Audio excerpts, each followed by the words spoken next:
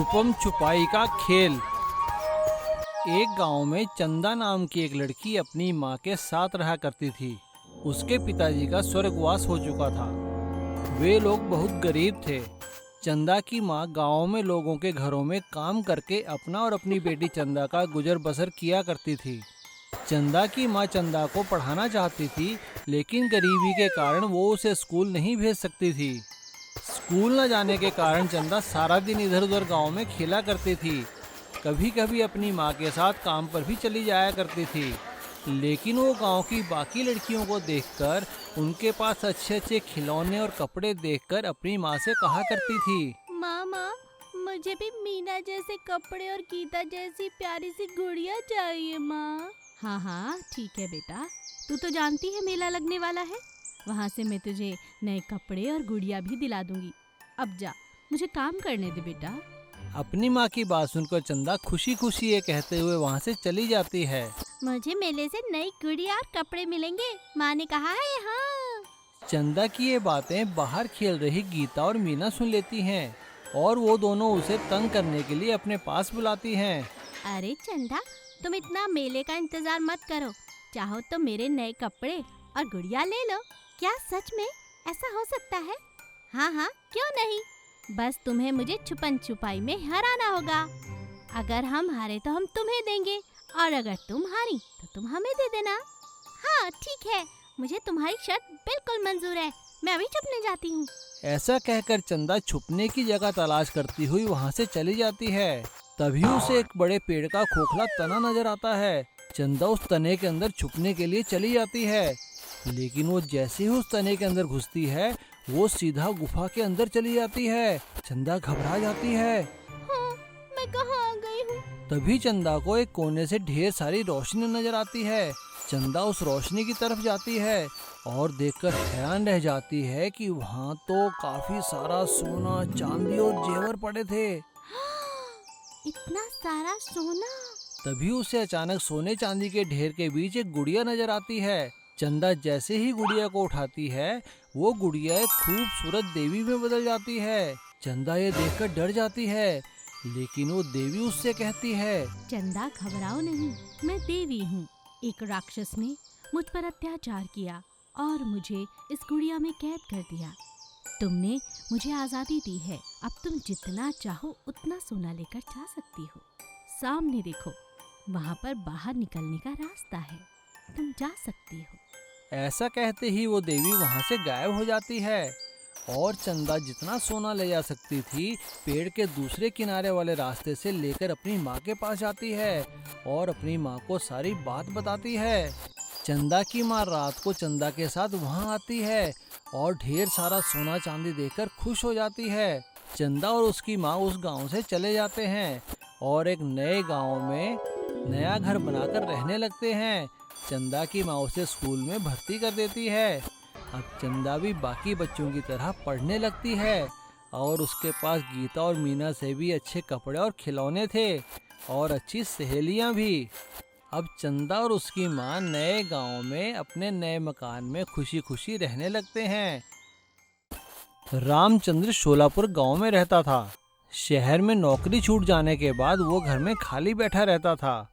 एक दिन उसकी बीवी ने उससे कहा, अजी मैं कहती हूँ, कब तक ऐसे ही घर में बैठे रहोगे? जब तक नौकरी नहीं है तब तक गली मोहल्ले में जाकर ठेला ही लगा लो। रामचंद्र को अपनी बीवी का आइडिया अच्छा लगा और अगले ही दिन से उसने साइकिल पर खाने पीने का सामान रखने का जुगाड़ बना लिया और अच्छे से छोले कुलचे बनाकर ले जाकर गांव में बेचने लगा। छोले कुलचे ले लो, गर्मा गर्म छोले कुलचे ले लो, स्वादिष्ट मसाले वाले छोले कुलचे ले लो। रामचंद्र के बनाए हुए छोले कुलचे बहुत ही स्वादिष्ट थे। रामचंद्र दिल का बहुत ही नेक इंसान था। उसके बाद थोड़े से ही छोले कुलचे बाकी बचे थे। तभी उसकी नज़र एक कोने पर भूखे बैठे बच्चों पर पड़ी और उसने अपने बाकी सारे छोले कुलचे उन बच्चों को खिला दिए और घर वापस आ गया तो उसने देखा कि उसे कोई फायदा नहीं हुआ था, क्योंकि उसने आधे छोले कुलचे तो मुफ्त में बच्चों को खिला दिए थे। ये देखकर उसकी बीवी उस पर बहुत गुस्सा हुई। हाय राम, बड़े आए दानवीर करण, 4 पैसे कमाए नहीं कि सब कुछ बांट कर आ गए। तुमने जरा भी नहीं सोचा अरे कोई बात नहीं विमला, भूखे बच्चे थे खिला दिए तो क्या हुआ। अगले दिन रामचंद्र ने बहुत ही स्वादिष्ट बर्गर बनाए और उन्हें बेचने शहर के लिए निकल पड़ा। बर्गर ले लो, स्वादिष्ट बर्गर ले लो। रामचंद्र के बनाए बर्गर भी बहुत ही स्वादिष्ट थे और वो भी हाथों हाथ बिकने लगे। लेकिन अभी उसके आधे ही बर्गर बिके थे, तभी उसे एक साधु दिखाई दिए। साधु ने आकर रामचंद्र से कहा, बेटा बहुत भूख लगी है, कुछ खाने को दोगे क्या। हाँ हाँ महाराज, आइए आइए, ये बर्गर खाइए। रामचंद्र ने एक बर्गर साधु को खाने को दिया, लेकिन साधु देखते ही देखते उसके बाकी सारे बचे बर्गर खा गया। रामचंद्र ये देखकर हैरान रह गया, लेकिन साधु ने बर्गर खाने के बाद रामचंद्र से कहा, बच्चा तुम्हारा बहुत बहुत शुक्रिया, मांगो क्या मांगते हो। महाराज मांगने को रहा ही क्या है, अब मैं सोचता हूँ कि घर जाकर अपनी बीवी का सामना कैसे करूँगा।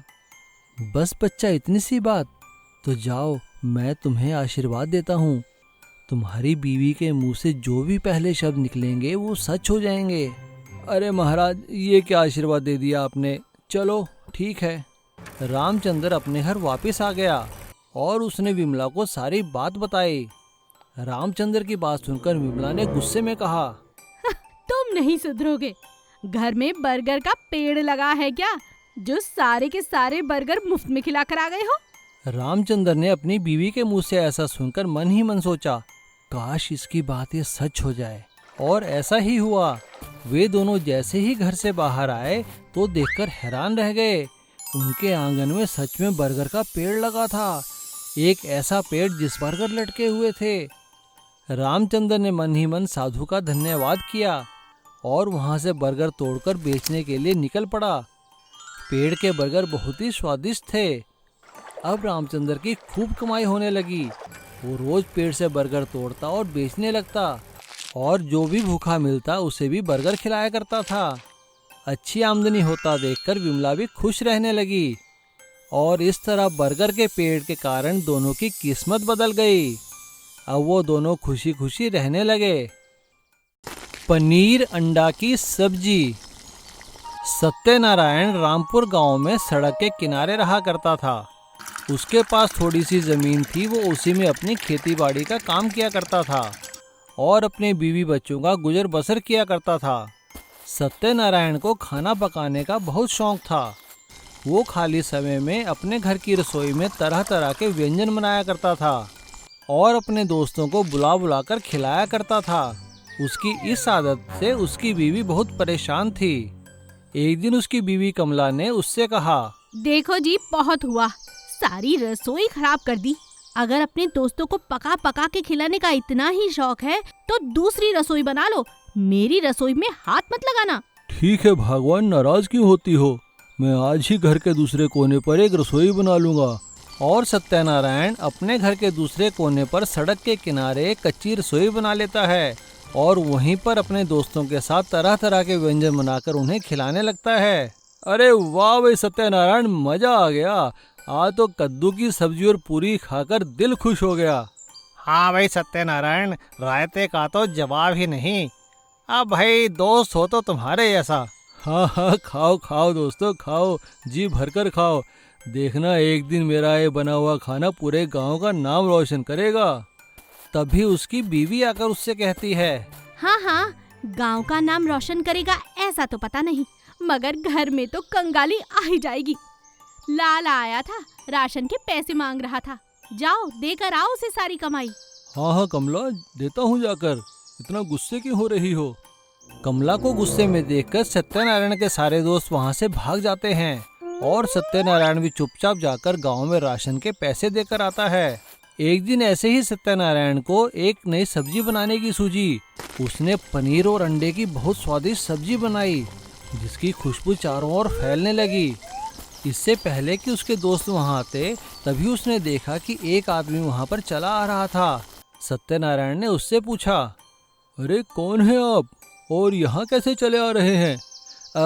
नमस्कार भाई साहब, मैं असल में सेठ जी का ड्राइवर हूँ। हमारी गाड़ी यहाँ पर ख़राब हो गई है, बस भूख लगी थी और खाने की खुशबू यहाँ तक खींच लाई। अच्छा ऐसी बात है। अरे तो भाई बुलाइए अपने सेठ जी को और आप भी खाना खाइए और आपके सेठ जी भी। वो आदमी जाकर अपने सेठ को बुलाकर लाता है और सत्यनारायण बड़े ही प्यार से उन दोनों को खाना खिलाता है। खाना खाने के बाद सेठ सत्यनारायण से कहता है, भाई बड़ा स्वाद खाना बनाते हो तुम, कहाँ से सीखा है तुमने? अरे साहब सीखना कहाँ से, बस ये तो शौक है मेरा। भाई देखो मेरे शहर में बहुत बड़े होटल हैं और ऐसा स्वाद खाना तो मैंने आज तक कभी नहीं खाया। अगर तुम चाहो तो मेरे होटल में खाना बनाने का काम कर सकते हो, काफ़ी अच्छे पैसे मिलेंगे तुम्हें। सत्यनारायण उन सेठ की बात सुनकर बहुत खुश हो जाता है और उनसे हाँ कर देता है। सेठ जाते हुए अपना कार्ड उन्हें देकर जाते हैं और शहर आने के लिए कहते हैं। सत्यनारायण अगले ही दिन शहर जाकर सेठ से मिलता है और सेठ उसे सच में खाना बनाने के लिए रख लेता है।